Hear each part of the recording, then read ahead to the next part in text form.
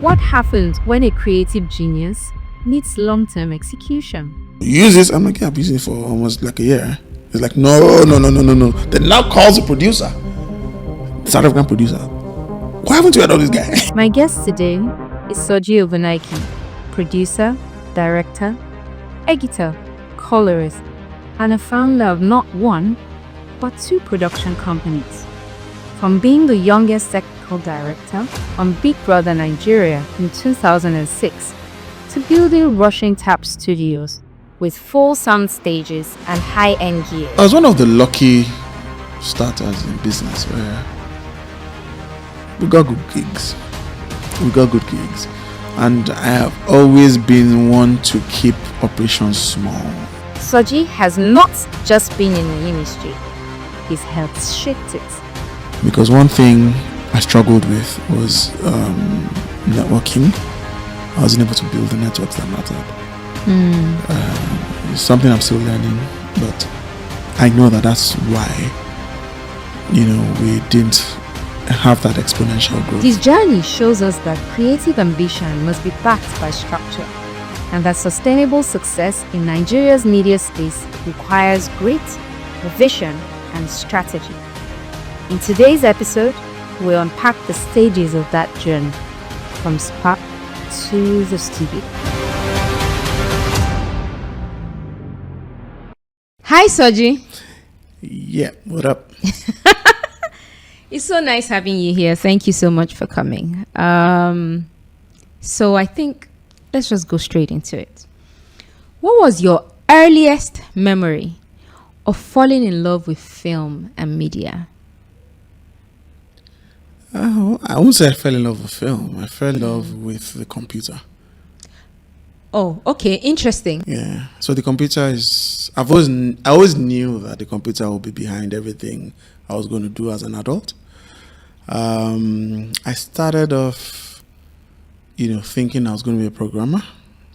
This was towards the end of my secondary school. I was fortunate enough to be one of those kids that my dad bought a computer in the house. Okay. And obviously I was the only one that used it. Okay. Out of all of your siblings. I was the only one that used it. And, I just kept on, my curiosity led me to figure out, okay, what's this thing about? What can it do?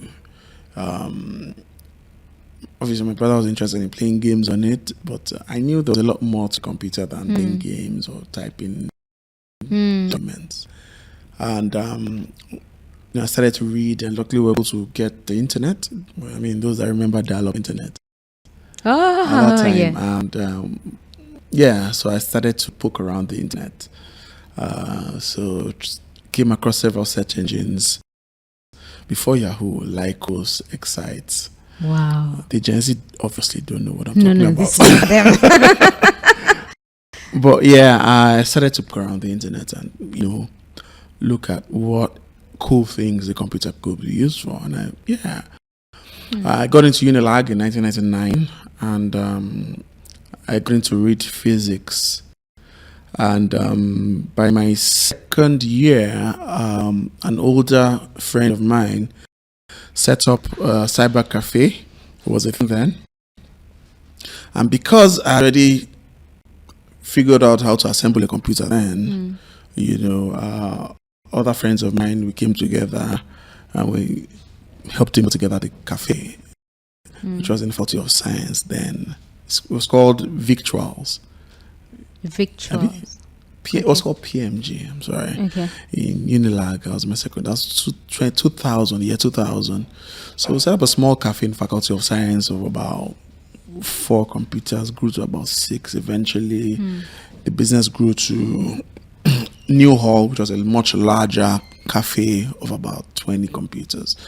And we were the ones that set up the cafe, assembled all the computers because obviously he couldn't afford branded pre-built computers. So we went in the computer village, bought the motherboards, bought the hard drives, bought a lot of things and put them together. So yeah, this was just about 4 of us assembling 30 computers. It was crazy. But it was fun because I love poking around hardware. right? And I love assembling stuff. And we ended up running the cafe. Went through different ISPs. So this was in school. It was in school. Yeah, my grade side, obviously. Was the cafe within the campus? Yes, it was in New Hall. Okay. In Unilag. It was a New Hall. Okay. It was a complex, a mini complex in New Hall. So it was actually it was the first cafe in Unilag, I think. Yeah. And so from then I started to dig around Java, C++. Java is tough. But I knew that, okay, this one. So this is not for me. But you know, the funny thing is that I had always been the first in class guy. Yeah, I was getting prizes. That was in secondary school. Yeah. And the story changed in the university? Yeah, because of computers. So my grades sucked. And I knew I was a smart kid. I knew I wasn't cocky about it, but I just knew I was a smart kid. But I'm like, okay, there's a lot I can do with this smartness than get grades in school, in class. So that's why I started poking around. I'm like, there's something I need to find. Right. So when I messed with Java and C++, I was like, nah, this is not. Something just told me that, nah, this is not for you. Dabbled into website design. There wasn't WordPress then. It was HTML. You actually had to write web pages in HTML. Dabbling into that, it caught my interest a bit because I liked pretty looking pages. Dabbling into Flash, which was so you were really a tech bro. I was a nerd. Tech bro. I was a nerd. I was a nerd. So dabbling into Flash. Then I just knew that Flash wasn't going to last so long because there was always compatibility issues. This browser not being able to load Flash pages. This thing no go last. So I then dabbled into design, and that's when I kind of started finding my home. I was pretty religious in school, in Unilag. I belonged to Harvesters Company, which is Harvesters, the church today. I was a founding member of the church. Oh, interesting. So it started as a fellowship in school. Yeah, that's the origin of that church. Beautiful. So I used to do with other guys in my department. I used to do the posters of the church. The flyers and posters of the church. I go to print them in Shomolu, which was not too far from school. So I thought that I would eventually own a print press because people were making a lot of money from print presses then. I enjoyed design. I enjoyed making things look pretty. Then I met this guy called Dayo Edele. He's now in the US. He introduced me to the world of 3D animation. He had been dabbling into 3D animation using a software called 3D Studio Max. I dabbled into that, and I figured out, I'm kind of good at this. So I started doing some 3D animations here and there. Then I started getting gigs from one place to another to do opening montages. Which will eventually lead me to my first couple of gigs for Sound City. I did that. Way Me of Blessed Mary was their lead animator there. He brought me in. We did so when Sound City was going through like an overhaul. So Taj invited a couple of us to come and do a couple of montages. Yeah, but that's how I got into media. Interesting. So through 3D animation. Then I think I was towards the end of my second year, I met Tia because the owner of the cafe, remember there was a cafe, the owner of the cafe started dating the younger sister to Tia, the comedian. And Tia then had an office in GRA. He was running Time Out with Tia, that his show. Right. And he was partnered with DJ Tia at the time. So Tia invited me to the office one day for a meeting because, I was introduced to him. This guy, what about Igbonagon? You should, so introduced to DJ T. So DJ T saw a couple of, so I already started compiling the portfolio. So that's when I knew the importance of having a portfolio. Right. So none of the work in my portfolio was commissioned. It was for any client. It was just me messing around. So you were so interested in it, you would just play around and just keep stuff. I'll see cool stuff. So I subscribed to, there's this 3D World magazine. Okay. You know, where people doing great VFX work, you know, would put their work out there. So I was always getting that magazine. So anything I see there, I'll try to recreate that kind of thing. So I was just, So every replication you just try to put together. so I just put together as a portfolio. So that was me, you know. Nice. And DJC was obviously very impressed. Yeah, who's this guy? So that was one of those I just go back that studied in film school. I said, no, I'm a ULAC student. Self-thoughts. Yeah. I'm a proud graduate of the University of Google. Amazing. He then said, Mr. Man, if you're really going to go far, you've got to learn video editing. Because the industry wasn't really ready for a lot of 3D animation. At the time. Yeah. Because I remember doing a station ident for Silverbird. It's so painful I can't find it anymore. So I used 3D Studio Max and used, you know that their logo, the S of the Silverbird TV. So I used dominoes to line up that S and created an animation using the camera to follow the dominoes falling, and eventually the camera pulls out to reveal the S. It was a really cool animation at the time. So someone introduced me to, I think, Mr. Jide, I can't remember his name, it was like the GM. He was like, wow, this is amazing. You did that by yourself? I was just me messing around. You know, curiosity has always been my driving force. You know, how does this thing work? You know, so I did that, and you know, then that was my first lesson in negotiation. Because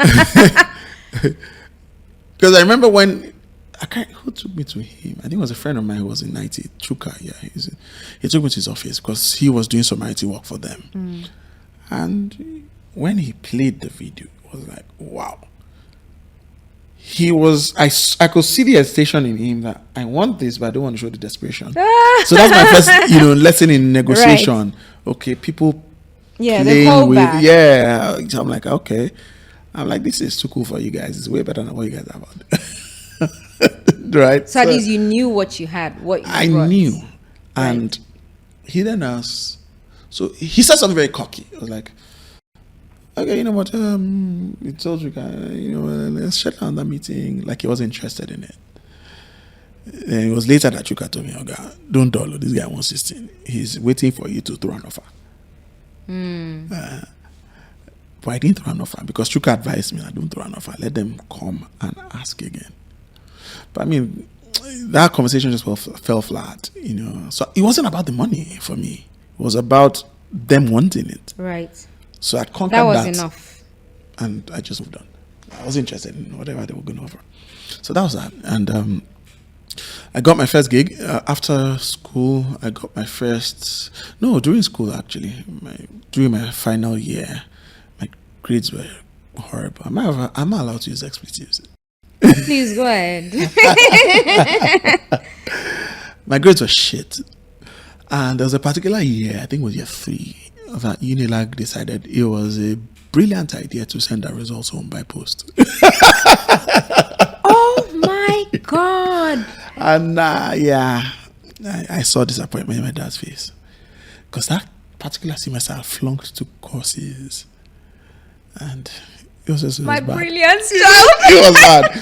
So he wasn't worried that, okay, is this guy are you okay? Joining cults? Is he taking drugs? He was worried. Wow. And I told him, I don't know. It's just this computer thing. I'm just spending more time. And he said, no, you are there for a purpose. Because the plan, the discussion he and I had was, after Unilag, I'll apply for scholarships abroad, my master's, that kind of thing. The typical path.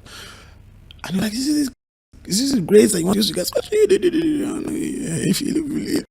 Little do you know that I don't give a shit about physics, because I was studying physics. And I knew that it was going to be less to me. No harm to, no pun intended for those that, are actual scientists today. But I knew it just wasn't for you. Exactly. I knew it was going to be useless to me. I'm like, there's no point investing time and efforts in building this grade in this course because I'm never going to use it. I knew that. And, that is one thing I'm eternally grateful for being able to realize my truth. I'm never going to use the degree. And that's early. Yeah. So I'm eternally grateful for that. I was able to find, that thing that I was passionate about, and people that actually liked me enough to guide me. You know. So that's how I really got into the industry, and I got my first job as a senior editor at straight up first job, senior editor. Yeah, I was that good at av.com. They were producing Your Choice. I don't know if you know that choice, sponsored by Joy Soap then, and Love Venture, sponsored by Bacchus. The song is ringing in my head. Your Choice. It was presented by a very popular OAP lady. Now. So I was editing that show for them, redoing all their intro montages for all their shows. av.com was the biggest production company in Nigeria at that time. I think, because I had a lot of shows on TV. But senior editor as a first job. Yeah. And that was because you have had practice. You practice and you play by yourself. So at what point did you first believe? I mean, now, from computers to 3D animation, to just find your path into media, to getting your first gig as an editor. At what point did you first believe that this industry, I'm actually going to build something in it? So I worked in av.com for a little over a year, and I got hurt very quickly. I mean, why though? The creative mind is very restless. Well, yeah, I agree. That's a fact. It's a very restless mind, and it's a curse that follows us all. Especially when you join an organization that is pretty much routine. You're doing shows. What was my job? Edit. I could literally sleep and edit. But editing in it, would you agree with me that there's some dynamism with it? Because I don't think every show you edit, no two shows are the same. Even if it's the same show. But there's a way I look at editing. Right. It's especially when you're doing formatted shows. Right. These are talk shows, game shows, right. lifestyle shows. It's the same thing. The timelines look the same. So as an editor, you think of it from format. The content really doesn't matter. Yeah, it's because the person that's going to edit this podcast right, probably can't edit it for 2 years straight because it's a formatted show. Right. Intro link, intro guest, intro host, right. talk, intercuts, ad break, come back, talk, and credits. So what you're talking about, consign up. That's what I'm saying. So right. it's so that's the thing with formatted shows, right? And it brings me to something that I've recently learned. As a business owner, you need to be able to distinguish between what is routine and what is important. I learned that from Mr. Paul, the CEO of Landmark. He said that in an interview as pre-profile. It hits me, and I'm like, this is a mistake a lot of business owners make, not being able to distinguish. When you find yourself doing routine stuff, failing, you need to be able to distinguish and know that, look, this is not important enough for me to. Because at the head of a business, your key responsibility is to keep the business alive and growing. Right? So the moment you're distracted by doing routine stuff, you're failing your baby, because that baby must be growing. And so it's something I've learned, and I'm conscious. Let's face it, we all fall. But would you agree with me that I agree 100% without doubt with that line of thinking? But that also comes at a certain stage in the business. So, for example, for those that are starting out, I mean, if we dial back to the point where you started out, when it was still morphing from idea into something tangible, you were still trying to make a business out of it. You couldn't afford to have the right structures or team. Hell, you couldn't even afford to bring a second person in. True. So plus routine, plus oversight, plus everything is you. It comes yes, so I just want us to be able to, because these are also pressures that young entrepreneurs running businesses feel, and they're like, or where in their heads they feel, oh, this is how a CEO is supposed to be, then you're not doing what you're supposed to be doing to help a business even first of all lift off the ground before you can now soar. I agree. Yeah. So that's me jumping the gun. So yeah, I mean, this podcast definitely should reach out all stages of growth of entrepreneurship.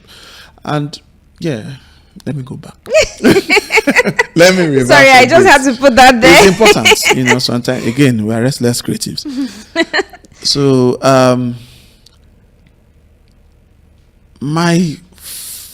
so right after AV.com, I did a bit over a year there, and I decided to go on my freelance journey. Right. That's what was my exposure into the world of businesses and the needs of businesses. So I was freelance editor, freelance animator, freelance technical director, because I won't call it technical director because I didn't go out and say I'm a technical director, but I did technical director stuff on projects, not knowing it was a role. In terms of the role. You even took up that responsibility, not knowing that was what you were doing. Interesting. So I'm hired as an editor, but I'm creating the workflow of the cameras and the post-production systems. Right? So, I'm there in the MCR switching. I'm ensuring all the camera feeds are good and cameras are aligned. I didn't know that it was, an entirely different role. But I mean, passion was always driving me. Mashashi. And so I worked on a couple of shows. Amsterdam Malta box of the first one, worked on tons of shows, tons of projects, and I would say my defining break came in 2006 when because I'd done a few stuff with IBST. It's owned by Remy Gumpito.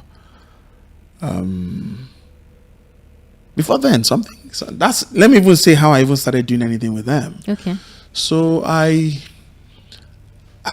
started learning color grading on my own because I figured out that was a hole that needed to be filled in Nigeria because our movies weren't graded, our shows weren't graded. People would just edit them. Just throw it out there. Yeah. So I knew that it's something that is missing from what we're doing with what is outside there. And then realized, this is it, it's color grading. So I started learning color grading and downloading software, learning the trade, learning the art. And I started doing a couple of gigs as a colorist. There's a filmmaker, his name is Mr. Bola. I think he's about 90 now. He got wind of me and he invited me to that IBST. Gap was there. Nobody was just feeling it. Yeah. And he invited me to IBST. So then they were doing Doctor's Quarters. It was a very popular show for Mnet then. And obviously there was a couple of South African directors, South African editors around. So I was in the waiting room. I was on my laptop. I was trying to finish up one job. And there was this editing software called Avid Express Pro that nobody was using. And at the time, it was like the Hollywood standard. Oh. Yeah, nobody was using it. They were using Premiere. Everybody was using Premiere and maybe Final Cut. So I was trying to finish up something on Avid Express Pro. So there's this white director that just walked behind me. And I noticed he did a double take. He stopped and went back. Then he started looking into my computer. And you would know it's always again. Then I'm like, what are you doing? And he's like, is that Avid? I'm like, yeah. Then he goes, why haven't we heard about you? Because that was the standard that, South African productions were using. So they had to come in and train people. Oh. But there's this kid. So just to find some kid who already plays with this thing. He was like, no. You use this? I'm like, yeah, I've been using it for almost like a year. He's like, no. Then now calls the producer. The South African producer. Why haven't you heard of this guy? And they booked me for my first test. Amazing. Yeah, because they didn't believe. Test as an editor. They didn't believe. They're like, no. Are you available to do a quick test? Yeah, let's give me a couple of clips. Give me a video. And they were like, so you really can use this thing? They're like, are you available to start work? That's how I got my first gig on Amsterdam Malta and box office. This was at 20. I was 23 or 20, 24 or whatever. So were you thinking of building a business at this time? Or you were No, just no, going I with was the just flow? faffing around, getting free cash, buying As a new toys. freelancer. I was in my father's house. I get it now. So it was just extra cash for me to mess around with, buy new laptops, buy new toys. But, and I started earning 6 figures then at 23. Amounts that some bankers were not earning. Big boy on every level without responsibility. Bought my first car, bought laptop. But anyway, that's how it started. So right after Amsterdam Malta box office, the director, Harry Lagrange, who I'm eternally grateful to, he then goes, "Oh, Soji, we are preparing for Big Brother Nigeria. Are you available in June?" Well, literally just finished them, so it's about February. I'm like, yeah, as what? He's like, I don't want you to be my editor, because he loved working with me as an editor. I want you to be a technical director on Big Brother.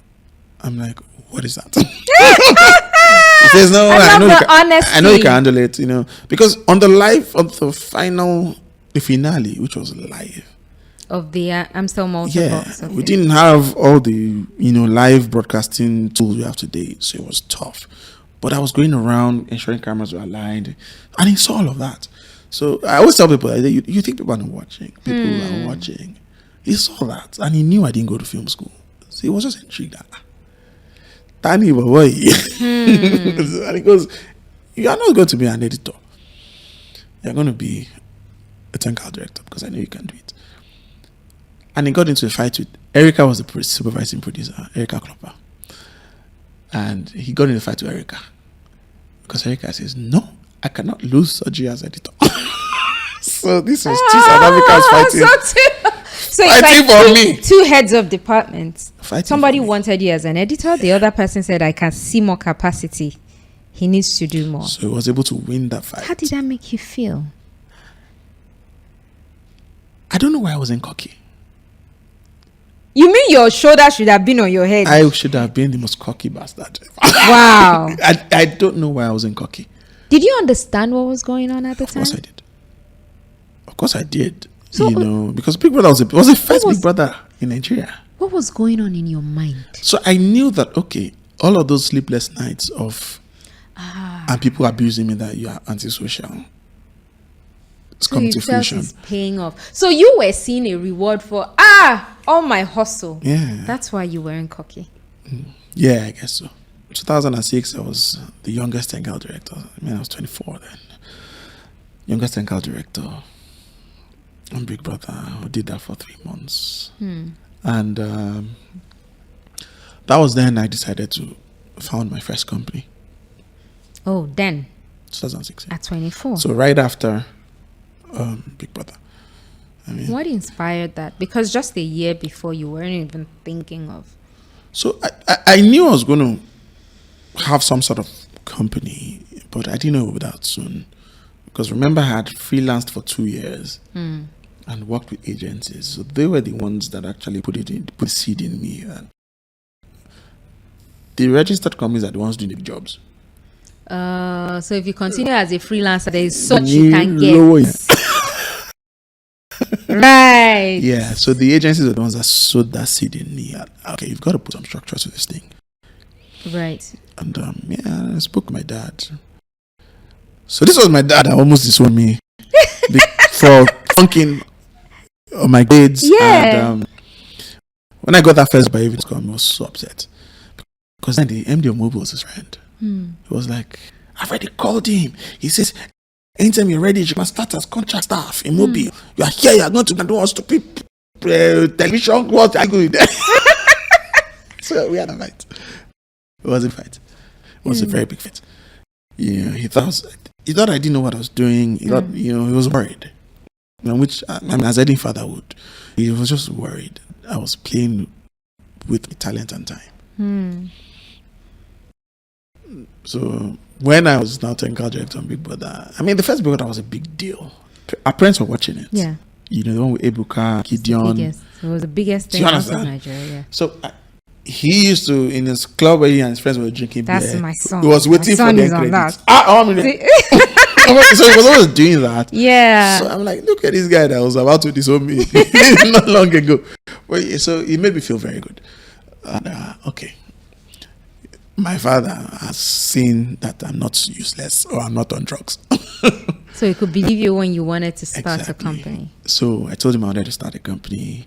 He was like, am I sure? I'm like, yeah. He was like, okay, what are you going to do? I'm like, we're going to register the CSC. He actually introduced me to one or two guys in CSC. He said, what about fees? You can start in the room. I can clear out the room. I said, no, I want to do something proper. You know, it's okay. Where are you thinking? I said, Ikeja. So our first office was off toy. So he backed you. Visiting, He was your doing first the inspection. investor. No, not yet. During the first inspection of the office, he actually took me there. He said, let me go and see the place. So he met the landlord. You know, says, someone wants to work office. Yeah, we had that, you know, and yes, it's actually thinking about it is making me a bit emotional because the man has been there. Beautiful. So he's a pretty misunderstood guy, but I know him. And when I had done about 2 years in that business, you know, things were looking good. You know, getting gigs from agencies. Then I started producing because then I was a post guy. Before then I was like post guy. I started producing, having guys go on board. I started hiring people. The structure. And he saw that, you know, he would come anytime he's around Ikeja, come and see me.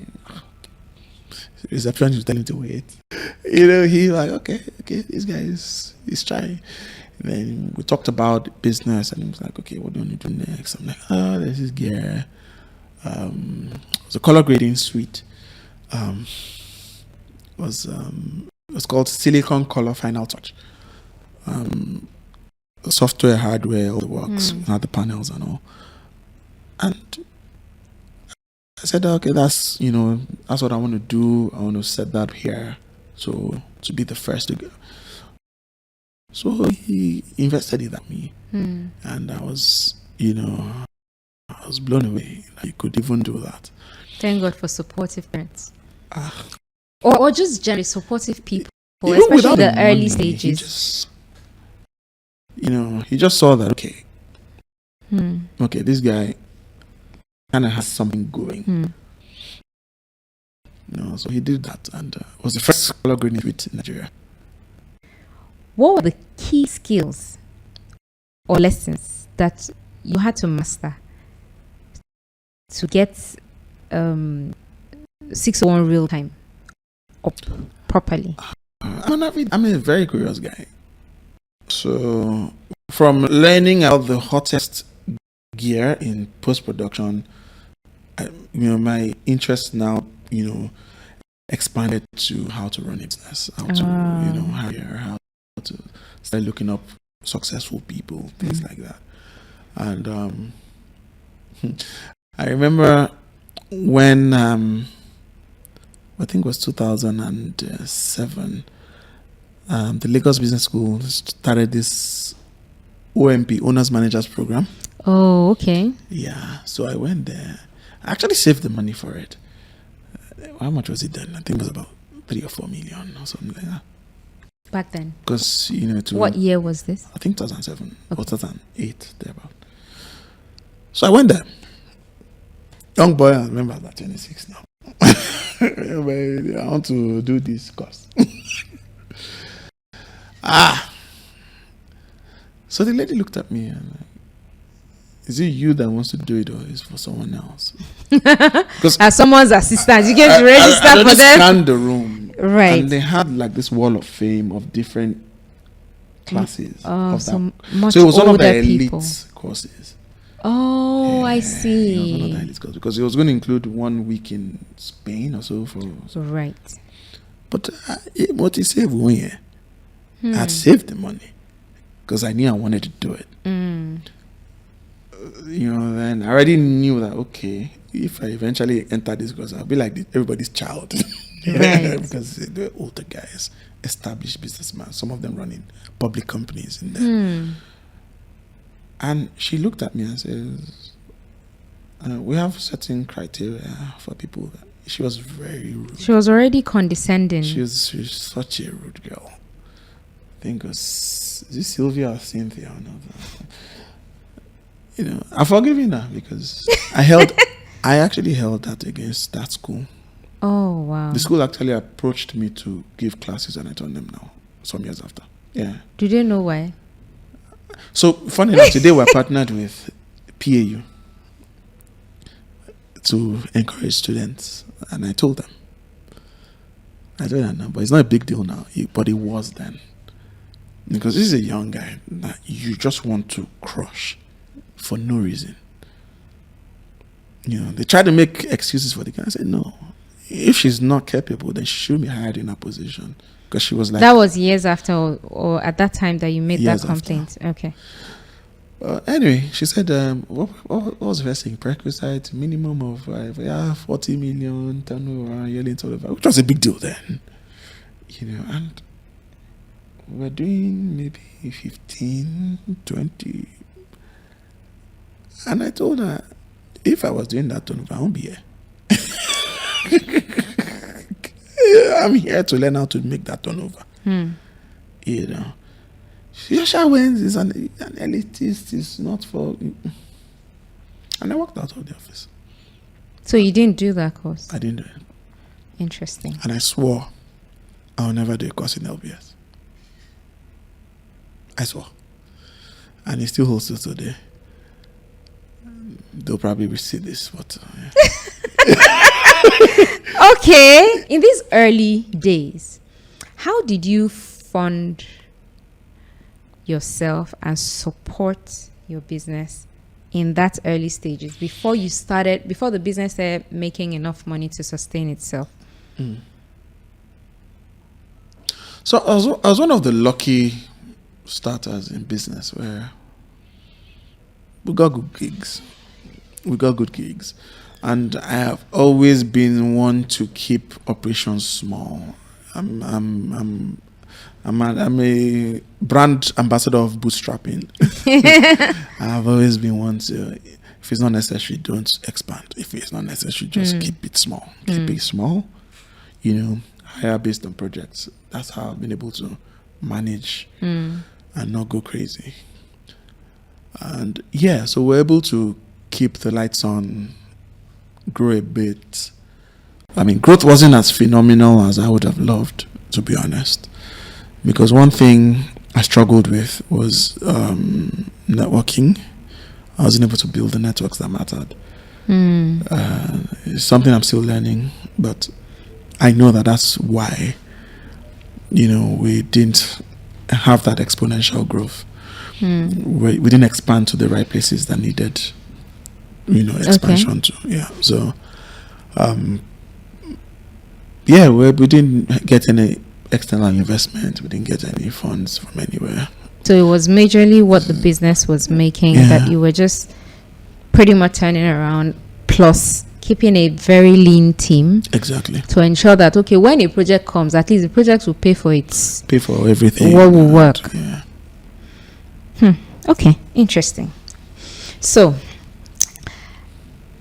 what would you say so far has been your boldest decision? Like, what decision did you make that you knew that, but I will make it? Okay, as 2022. So, I ran 601 real time till about 2014.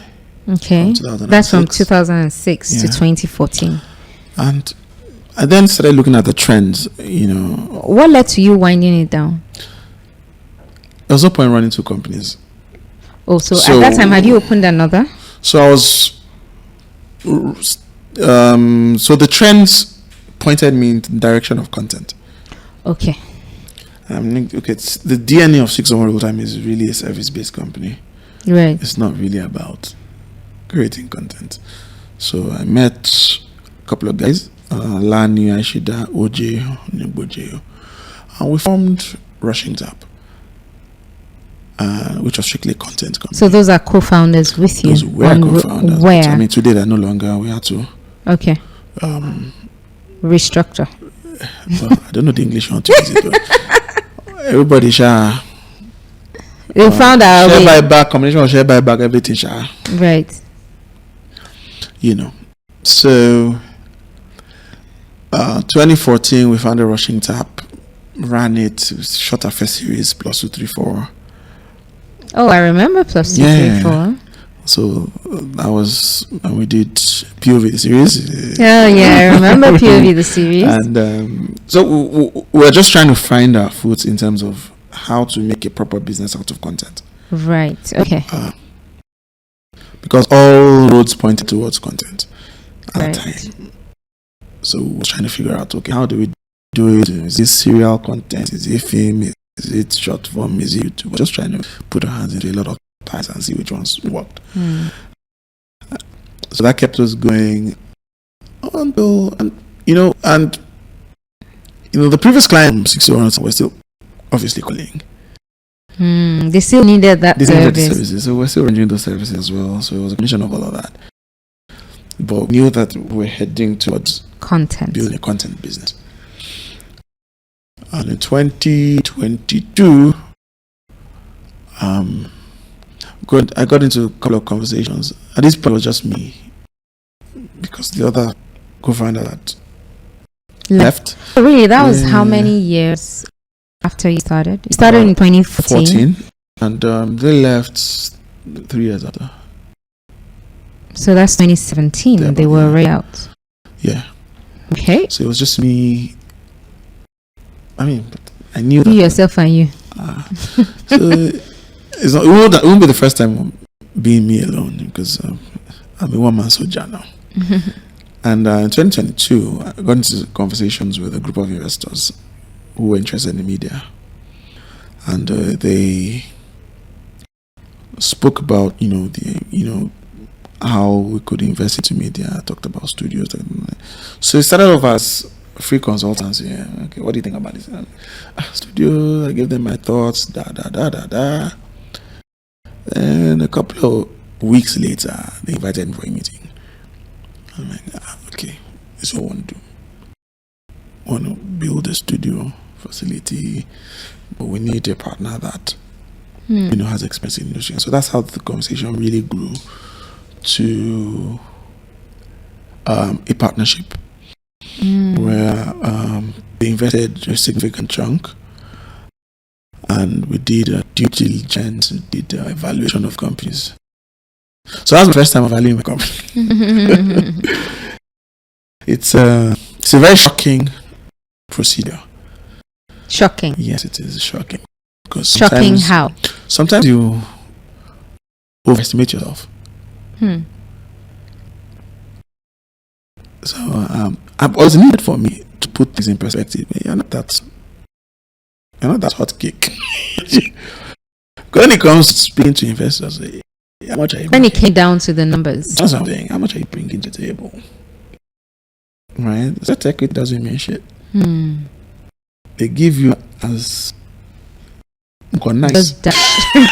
Yes, but what's the value in Right. numbers of your company? Right. So it's something I think a lot of entrepreneurs should go through at some point. Especially in the creative space. Yes. Because we're filled with a lot of ego as creatives. So we need to go through it, and it actually makes us... Just some reality check. Do you understand? You need to slap yourself back. Oh God, you're not that... When you calm down. In reality, when it comes to the numbers... This is what you're worth. Right. As obedience will say, take it to court. Go and verify. Well, yeah, go and verify. Yeah, because these guys gets the best valuers, the best financial guys. So value your company. So they're not bullshitting you. They're telling you as it is. No emotions attached. no creative attachment. You don't care about it. Pure numbers. Do you understand? They value what you're bringing to the table because you're already going to run and be, custodian of the investment. Right. But in terms of what value you're bringing, at that point, cash is very important. So a lot of creators need to understand that. I had a conversation with a guy that got copy sale Prime Video deal, and it was last year actually. And they came to us, okay, can we invest in this? It's a pre-sale deal. It's pretty much money on the table, right? Mm-hmm. All you need to do is fund the production of the film, and ask you get your money, right? And I then ask him, so throw me your offer. How much stake do you believe you are really worth in this, considering you're not bringing a dime? And he goes, he's worth 60%. And I laughed and I said, the only reason why I'm having this conversation is because you're my friend. An investor would have walked you out. He didn't take it lightly, but I said, that's the way they have conversations.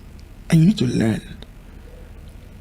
So you need to convince me how your stake in this venture is worth 60%. Let's say we're going to raise 250 million. So we will bring 250 million. You will bring your head and you want 60% out. Do you understand? So I had to let him understand. I'm like, look, whether or not this deal happens, you need to understand how these things work. You're no longer that cool director. You're a stakeholder in a business, and the value most likely will be associated cash with on the table. Cash. So I'll be nice and give you 15%. He didn't take it lightly. He was pissed. Well, that's the way the world works. I'm sorry. And my partners must not even hear I give 15% sweat equity. No fair shit. 15% of 250 million is well over 25 million. And you're not even bringing that in. You don't even have that to bring. So I had to break it down to him that more of us creatives need to have these conversations. And like we mentioned earlier, we don't talk enough. Right. We're just filled with ego, and that's everybody's why we're where ego we are. everywhere brushing. That's why we're where we are. We're not having these conversations. And I recently met like a rep of a huge fund, that right now they're the owners of the biggest gym chain in Nigeria. I'm sure you know what I'm talking about. And he told me that, look, the smallest check they do is about $10 million. He said nobody in media has been able to get that, bring that business case. That shocked me to my bone. It's not like they're throwing money around, but they have this money. But they just need to find a worthy. But they don't throw small checks. Right. They don't deal with small. 10 million is the smallest. And I playfully threw that into a WhatsApp group that I was added to recently, film professionals, and I asked everybody. And who has a $10 million idea? Do you understand? And they were all laughing at me. Hold on. Back up. You see, let's not even go there. Back up. Because I have a $10 million idea, but it's not about me right now. You mean you threw a question it's not like into I'm the a group. rep of the No, I get that. I'm like, this is who I've met. So you said I'm just trying to understand the context of this. You are in a WhatsApp group of fellow creatives in Nigeria, Film professionals, filmmakers, and you threw into the group that, hey, there's an opportunity. I met somebody. They don't throw small checks. Who has a $10 million idea? There's money on the table for the grabs, and you were laughed at. They said, how many films they want to do? How many? And I said, so I had to explain to them that, it's Okay. it has to be one entity, right? I mean, they're investing in one entity. They're not investing in an industry. The fact that I had to explain it, I just left that conversation like, you know what? You're in the wrong room. And Wow, amazing. so I'm glad that I've been through this journey, because I've had conversations with people that are not creatives. They are creative in their own right, but they are not creatives. And they've opened my eyes to the real reality. So will you say you're a better grounded creative right now? Simply because that you've had exposure beyond your industry. You've had to deal with numbers guys, suit guys, because I imagine that after the humbling of knowing what you're truly worth when it comes to the numbers, ego stripped, you've had to deal with the legal of it, which also is another rigorous dotting the I's, protecting your interests, protecting their interests, and all of. Would you say that right now you are a more grounded or better creative? And what would you say to anybody within that creative space and is looking for how to scale? What do they need to do? To those that are looking to scale in the creative sector, I'll say you can't go wrong with liking every business to the fundamentals. What I mean by it is, what are the fundamentals of business? Create a product or buy a product, sell it at a margin, move on. Repeat and rinse and repeat. Those are the fundamentals of business. So whether it's a product or a service, create it, sell it, or render the service, make a margin, rinse and repeat. Those are the fundamentals of business. So if you cannot prove that what you are offering or what you are building is repetitive and scalable, you don't have a business. Okay, pause. Pause. Because I want this to be as real and as practical as it can get. Fundamentals. Sell a product, make a margin. No, buy a product. Buy or make. Buy or make. Add Sell. a margin, sell and make something. But if you call anyone at all doing business today, they will tell you that is the exact fundamentals that they follow. However, there are often blind spots. So, how do you get somebody away from a place where they believe they are actually obeying the actual fundamental principles? Or let's look back at your situation, right? Seeing that you've scaled from there. What did you find that were the blind spots with you at the time? So for example, here's what I'm saying. Is it possible that you do a lot of things? You're a colorist, you can edit, you can this, you can that. You get me? Would you say that there are certain things that you were doing that you weren't accounting for that was then eating into your margin, that then didn't make your books look good enough? Or is it that you weren't documenting? Is that what were those in practical terms that came back to bite you when you began to have investor conversations? Well, fair enough, I find myself as one of those guys that I've always kept good books. Good books, great. And where did I learn that? In my association with better structured organizations, Right. there was AVF, Right. then very close to the accountants. Right. So I was always asking how they kept their books and Right. advised me. So I was always having those conversations, and I knew it was important to keep books. Right. So instead of what I was doing that, I shouldn't have let linger for so long, was making myself the product. Say that again. Making myself the product, because it's just not scalable. Expatiate. How were you the product?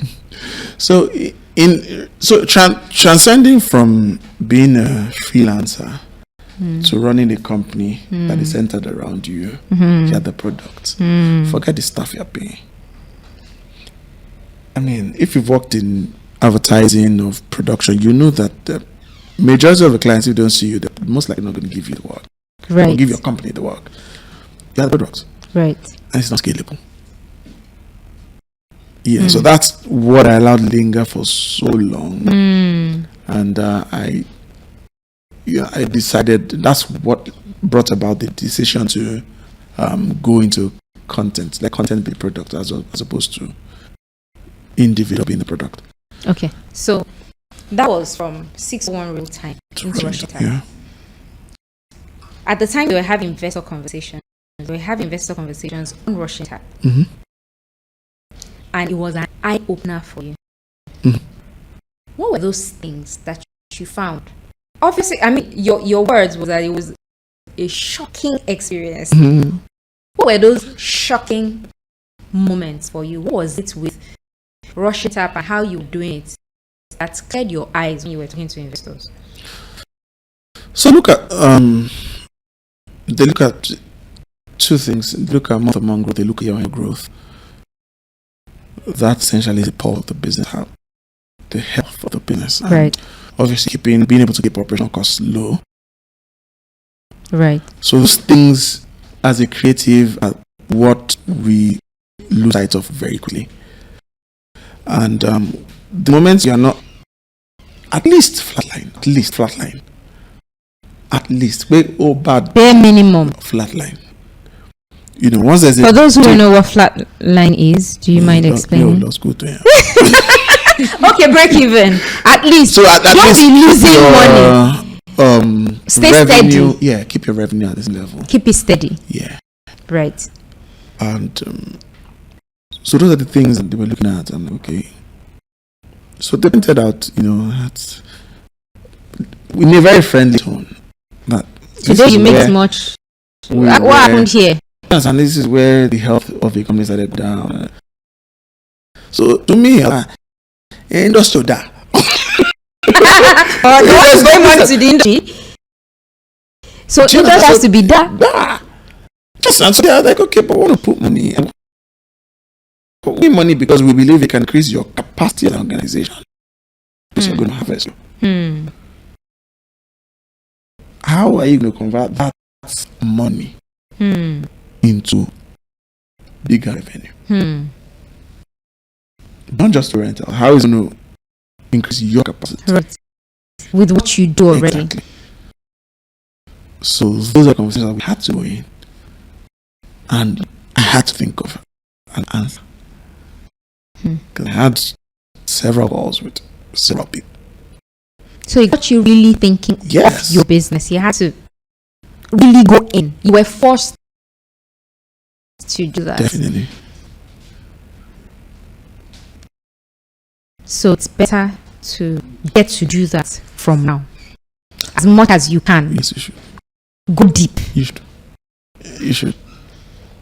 This is interesting, especially for creatives. If we're going to grow, if we're going to scale, we need external funds. And this is how external funds behave. Nobody wants to lose their money. So they want to see that, is it going to come back? Is it even worth putting money here? Is there even an injury? Money into Abi, we're just riding on horses. So I remember when the BOI Nolly Fund came in. Right. What year was that? I think it was 2017 or thereabout. Where the BOI was giving single-digit loans to makers to do films and hoping to recoup in 2 years. So the idea was, produce a film, put it in cinemas, make money, pay back your loan, whatever. And then we just had about 30 there. Or some ridiculous number of cinemas. I just said, this is not going to work. Just simply not enough transactions. End of story.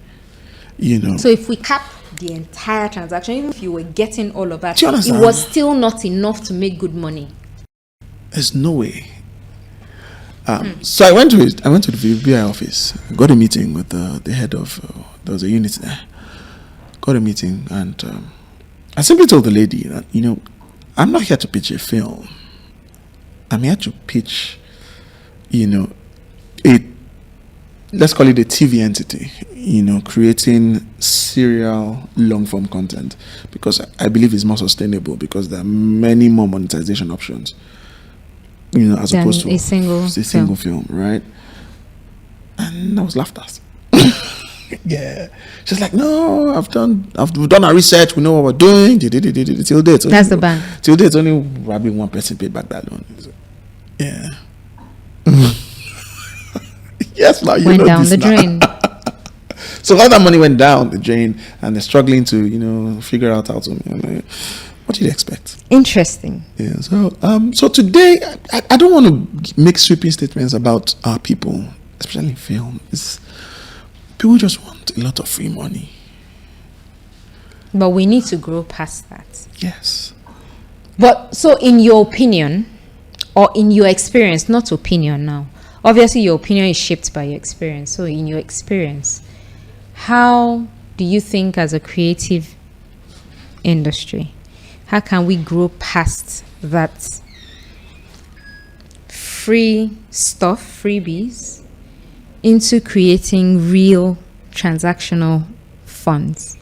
What do we need to do as individual businesses or as individual creatives to scale to attract the type of investment we actually really need to have? Okay, in the last 5-6 years of your adult life, would you give me 3 businesses that have piqued your interest, regardless of In the industry? creative space? No. They are Regardless not of- here. No. Elon Musk. No, in Lagos. In Lagos, that has piqued my interest. First of all, Dangote. Dangote is... Okay, 3 phenomena, not businesses. Dangote is not phenomenal It's not a enough. phenomena. It's a business. It's a business. Let me tell you one. Phenomenal. Okay, Let me please tell you go one. ahead. POS. Oh. It's a phenomenon. It's a bloody phenomenon. Yeah, POS has been interesting. Look at what Money Point is doing. And there are 2 types of the POSs actually that I think have been very impressive. The first one is the POS, give me money, which was first of all irritating.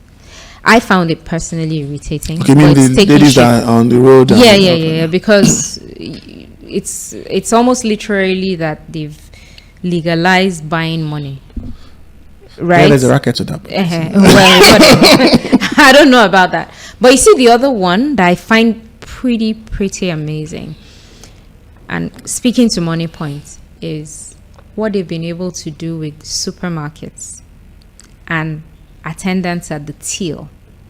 Because then the challenge was the business owner, there was no way for you to do transfers without waiting for the long time that Confirmation. somebody somewhere, they will have to call madam. So think of shops, and with their POSs, you can transfer now, and the person actually sees the alert without necessarily getting into the account of the Exactly. business. Phenomenal. Exactly. So why is that? Why is Money Point doing so well? It's simply the number of transactions. Another thing is the digital banks. The Dealing with the OPs, masses. The more the transactions, the better the business.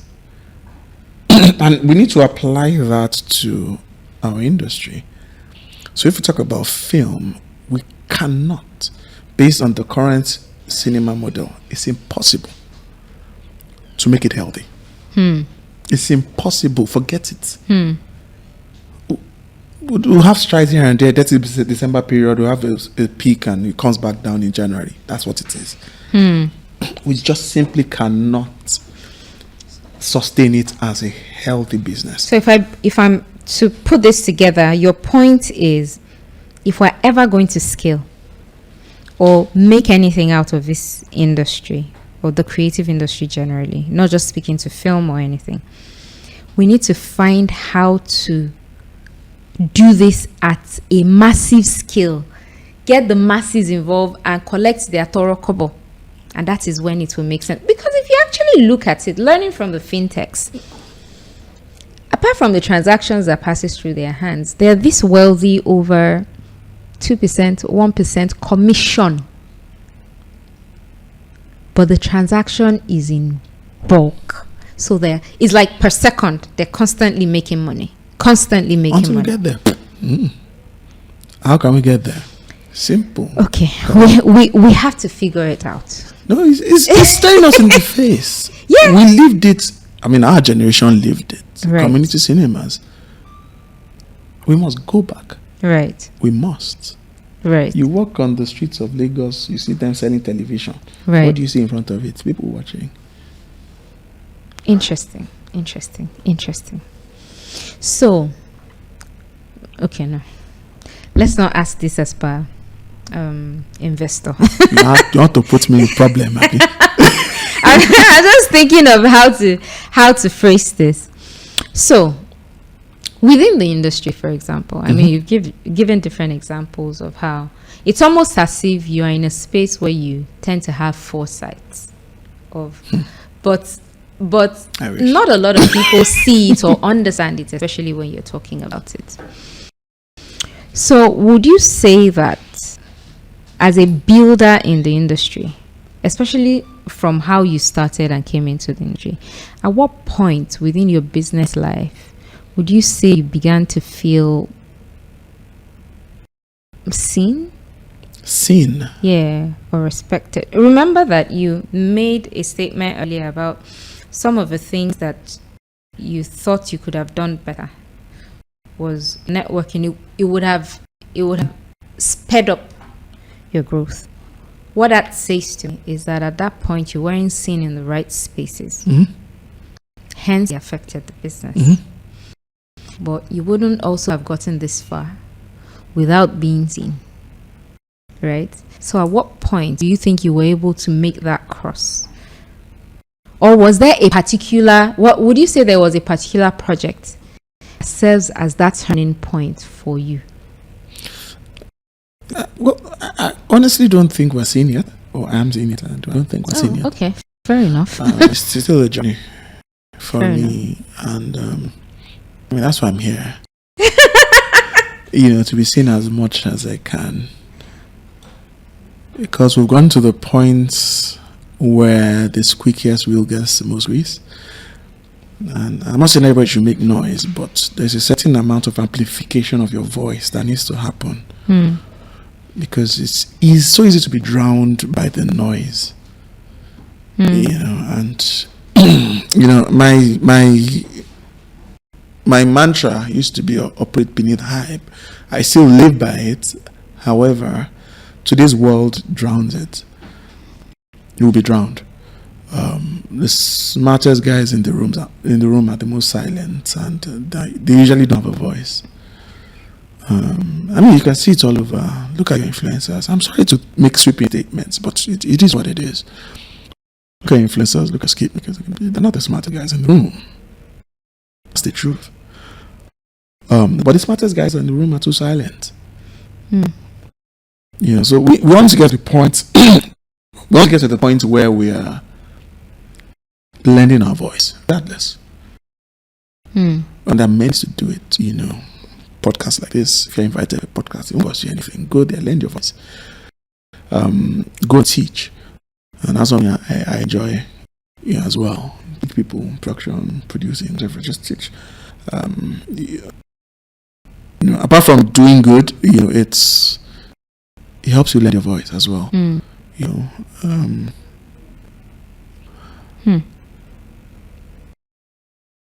Interesting. So operate beneath the hype.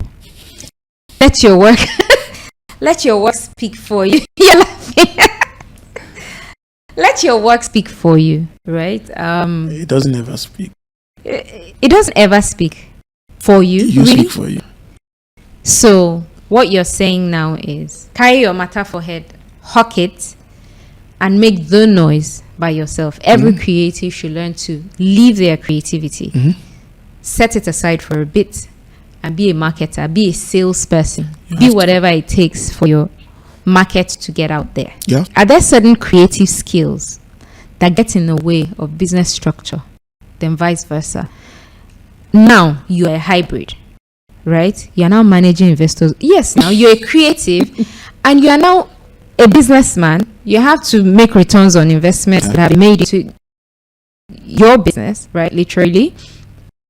So there are two sides of the coin, which oftentimes probably conflict. Are there certain things that are creative that often get in the way of you as a business person? Are there certain hats or certain sides of your business or skills within your being a businessman that gets in the way of you being creative? And how do you blend that? You know what? Ego. Yeah. Creatives mostly egotistical beings.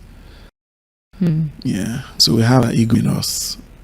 Because especially when you become good at what you do, you have that ego in you, and it a lot of times tends to get in the way of a lot of things.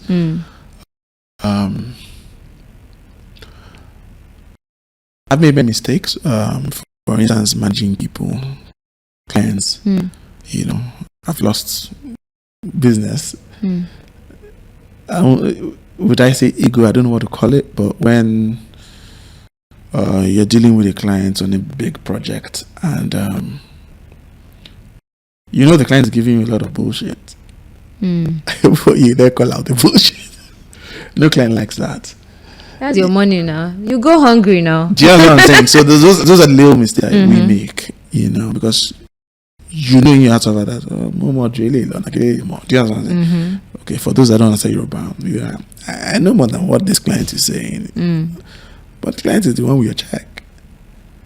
You know. So if you allow ego get in the way, obviously you lose that check.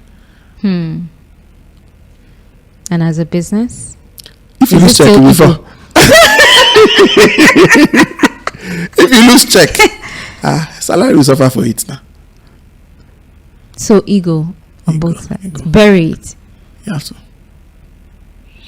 So it is difficult for creatives, which is why a lot of times some partnerships work. My partner, who is the chief business officer, my current partner, who is the chief business officer, he's operated more on the business side of things. Right. So most times I just... You seed that. Okay, go and deal with that. Me or she. Let me focus on the work that God has sent me to come and do here. So it's good to also know yourself. Self-awareness is important. You know your triggers. So I'm glad that you mentioned partnership now, because one of the biggest challenges of people in business, we often hear that you can't do it alone. If you want to go far, go with people. But collaboration and partnership or co-foundership is pain. And you did mention earlier that you once had partners with Russian Tap. Are there certain lessons or are there certain things that you would say that could guide people when forming a partnership, especially when you want to put a business together and grow together? Because now it's interesting that it's even on the same business. It's on Russian Tap. It was 3 of you, then it became 1, then now 2. You have a partnership. Okay. So one of my investors has this saying, because he's a well-grounded guy in tech, he has a VC as well. He always says, look, partnership is like marrying a wife. You got to ensure that you date or court that wife before you put a ring. You need to be sure that person is the one for you. And as we're finding marrying a wife, you need to find those complementary characteristics. Right. There's all sorts of ways to evaluate these things. You can use horoscope, whatever it is. But you just need to treat it as though you are finding a wife. And if you know you and this person cannot cohabit, Right. don't go. So The signs are there. are you advocating for some sort of test projects before you decide to go in bed? Is that why your initial relationships with your former partners didn't work? Mm-hmm. Did you have the opportunity to test run projects with your new partnership, and is that why it's working? Okay, so the lead of my former partners, obviously, we kind of rushed into things, and that's the obvious reason why we all didn't align on certain things. My new partners, I've kind of known the lead investor. I've known him for years. We actually went to the same country school. Right. He's been like my, would I say, mentor from afar in terms of all things investment and tech. Oh, right. So I always try to learn what he's doing, in that space, study how things are going in that space. So the tech industry has been, my learning ground, Right. even though I'm not active in that space, but I've just been learning a lot from there. And you have just heard from Soji Ogunnaike on how creatives can scale and expand themselves just beyond the creative and blend seamlessly their business side. What are you building today? As a creative, how are you thinking of scaling and becoming a bigger business? Remember, real stories, real strategies. That's how empires are built. And this is Idea to Empire.